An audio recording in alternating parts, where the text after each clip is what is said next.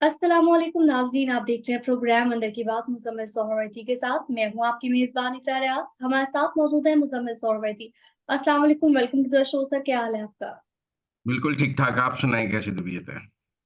मैं ठीक हूँ, अल्लाह पाक का शुक्र है। सर, आज शो में सबसे पहले हम आपसे अंदर की बात जानना चाहेंगे। एपेक्स कमेटी का जो इजलास हुआ है क्वेटा में, उस मुतालिक अंदर की बात क्या है?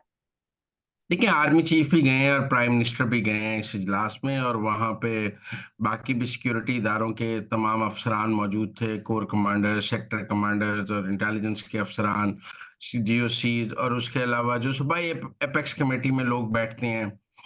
एक दिन पहले आईजी बलूचिस्तान को चेंज कर दिया गया था, तो नए आईजी वहां पे मौजूद थे। पुराने आईजी को 25 अगस्त 26 अगस्त वाले वाकयात के बाद बदल दिया गया है और कहा गया है कि के आईजी को कुर्बानी का बकरा बनाया गया। अब देखें ना, लोग सवाल कर रहे हैं, लोग कह रहे हैं कि अगर आपके ख्याल में ये जो बलूचिस्तान में दहशतगर्दी हुई है, इसकी सारी जिम्मेदारी आईजी पर आती है या फौज के सिक्योरिटी इदारों पर आती है?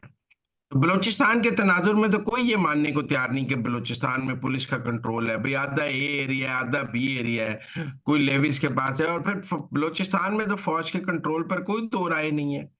तमाम जगह पे फौज मौजूद है। अगर ये लैप्स आईजी का था या कोर कमांडर का था, लोग सवाल कर रहे हैं कि मेरा मतलब है, आपने अगर आईजी बदला है तो फिर कोर कमांडर भी बदले, वो भी बराबर का जिम्मेदार है। कोर कमांडर कोयटा को भी बदलना चाहिए। लोग कह रहे हैं कि सेक्टर कमांडर्स को भी बदलें इंटेलिजेंस के, क्योंकि उनकी भी नालायकी है। आप सिर्फ आईजी को कुर्बानी का बकरा बनाकर इस सारे पर पर्दा नहीं डाल सकते। आपको इसके साथ या तो फिर head should roll in security इदारों में भी, मिलिट्री में भी हेड शुड रोल। हमें दोनों तरफ बराबर एहतसाब नजर आना चाहिए। बहरहाल, आज दहशतगर्दी के खिलाफ ऑपरेशन पर बलूचिस्तान में बड़े फैसले हुए हैं, कोयटा में बड़े फैसले हुए हैं।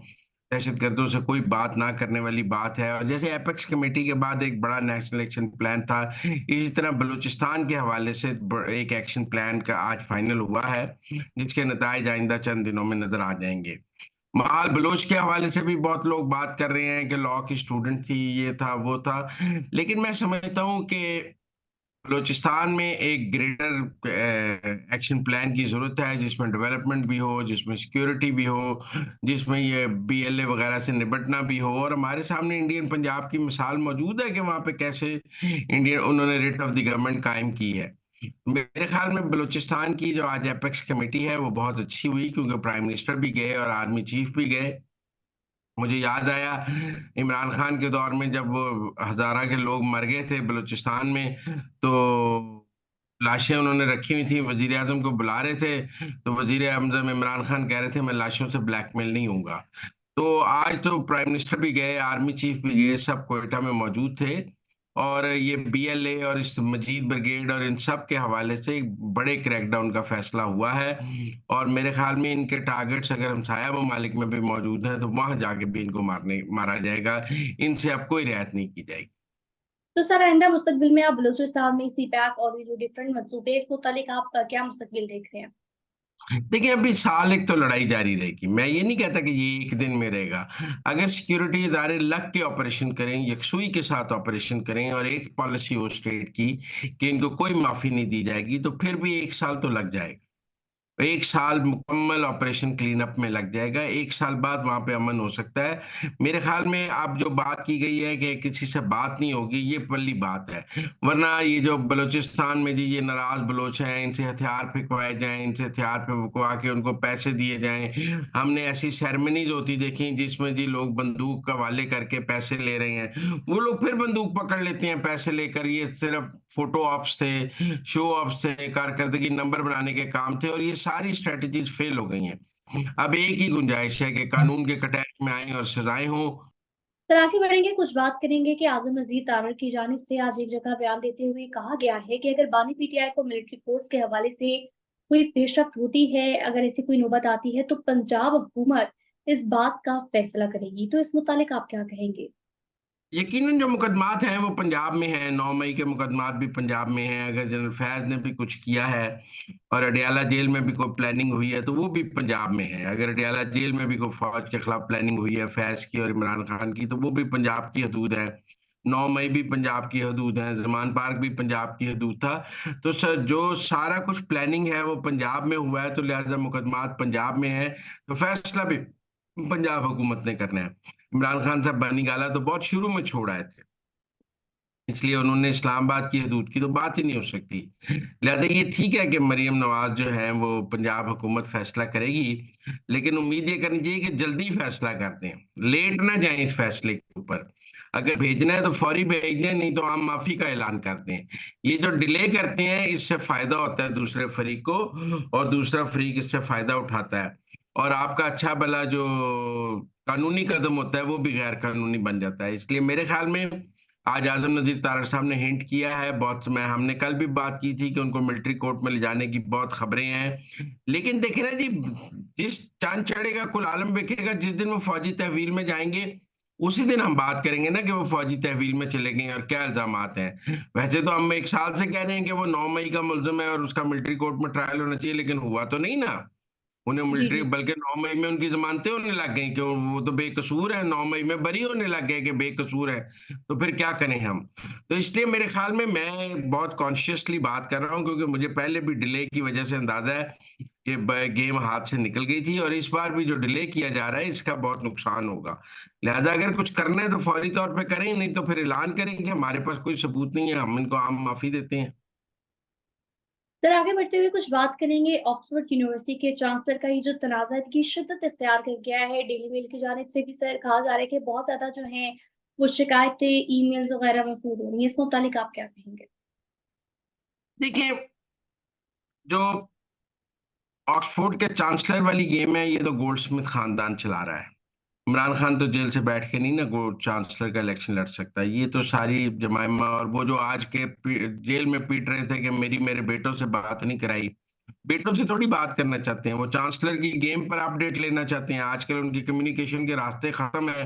लिहाजा कभी 1 साल में उन्होंने कहा है कि मेरे बेटों से मेरी बात कराएं, क्योंकि फोन पास था, बात तो रोज हो जाती थी।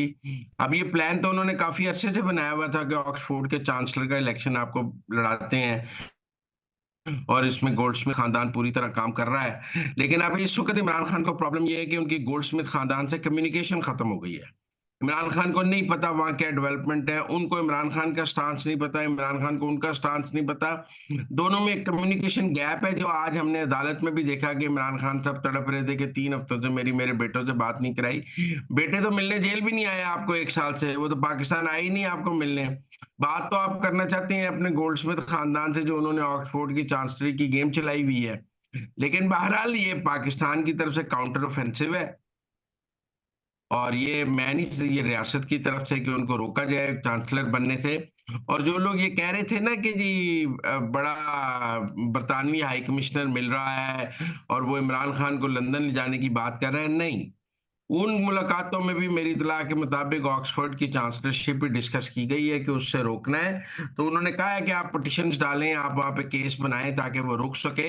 हम सरकारी तौर पे किसको कैसे रोकें। तो मेरे ख्याल में वो उस ब्रिटिश हाई कमिश्नर से अंडरस्टैंडिंग के बाद, गुफ्तगू के बाद ये पिटिशंस डलवाई गई हैं, और पाकिस्तान का जो सफारत खाना है लंदन में वो भी इस हवाले से काफी मुतहरक है, और वहाँ पे जो अफसरान हैं वो भी काफी मुतहरक हैं, और रियासत पाकिस्तान भी इसको पाकिस्तान के खिलाफ साजिश समझती है। अब क्या रुक जाएगा, क्या वो नहीं बनेंगे या बन जाएंगे। हर आदमी ये सवाल करता है कि इन पिटिशनों के नतीजे में क्या इमरान खान का कैंडिडेचर खत्म हो जाएगा। देखिए, जब मैं और आप गुफ्तगू कर रहे हैं अभी तक वो कैंडिडेट है। वो जुल्फी बुखारी ने एक लॉबिंग फर्म भी हायर की है, वो लॉबिंग फर्म गोल्डस्मिथ खानदान ने हायर की है। वो इलेक्शन उनका गोल्डस्मिथ खानदान ही लड़ रहा है, उनके बेटे लड़ रहे हैं, या उनकी एक्स वाइफ लड़ रही है, या उनका एक्स साला लड़ रहा है। लेकिन ये गोल्डस्मिथ खानदान का स्क्रिप्ट है कि उनको चांसलर बना के वहां से निकाला जाए, और वो एक हीरोइक उनका वहां से निकलना होगा और वो सीधा ऑक्सफोर्ड आएंगे। लेकिन लेट्स सी, ये एक दिलचस्प मैच है रियासत पाकिस्तान और जब गोल्डस्मिथ खानदान के दरमियान। कौन जीतता है, क्या उनका कैंडिडेचर खत्म हो जाता है, या वो कैंडिडेचर बहाल रह के वो इलेक्शन हार जाते हैं, या वो इलेक्शन जीत जाते हैं। ये तो अक्टूबर एंड में ही पता लगेगा। अभी तक वो डिस्क्वालीफाई नहीं हुए हैं। देखिए ना, एक आर्टिकल डेली मेल में उनके खिलाफ छपा है, तो डेली टेलीग्राफ में उनके हक में भी छपा है। तो एक जगह उन्हें डिस्ग्रेस प्राइम मिनिस्टर लिखा है, एक जगह उनका है कि वो एक बहुत अच्छे कैंडिडेट है। तो बैलेंस सा चल रहा है, लेकिन वन साइडेड नहीं चल रहा। पहले तो वन साइडेड इमरान के हक में ही था, लेकिन अब एक काउंटर ऑफेंसिव भी हमें नजर आ रहा है। अब ये देखना है कि ऑक्सफोर्ड यूनिवर्सिटी इस तनाजे में क्या एक्ट करती रहती है। क्या वो एक मुतनाज़ आदमी को अपना चांसलर बनाना चाहेंगे? क्या वो चाहेंगे कि एक आदमी जो इक़्तिदार के खेल में या एक जगह जेल में है, वो उनकी चांसलरी के सिर पे बाहर आए? तो ये अब जो उनकी कमेटी है उसने फैसला करना है और अगले 2 हफ्ते में वो फैसला करेगी। इसमें बड़ी सख्त लॉबिंग जारी है, पाकिस्तान के को भी लॉबिंग करनी चाहिए और दूसरी तरफ गोल्डस्मिथ खानदान और जुल्फी बुखारी भी लॉबिंग कर रही हैं। तो नाज़रीन, ये थी आज के अंदर की बातें। आपसे मुलाकात होगी अगले प्रोग्राम में। हमें दीजिए इजाजत। अल्लाह के बाद।